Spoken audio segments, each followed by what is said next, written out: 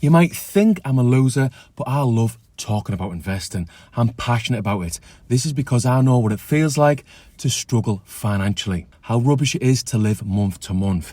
And in 24 years as an investor, I've seen too many people with too many financial regrets.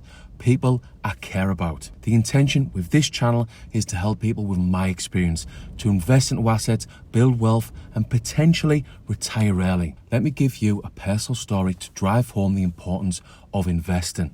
I invested £500 a month into a stocks and shares ISA at 18 for 6 months, but stopped and spent all of my money on a lad's holiday to Ibiza.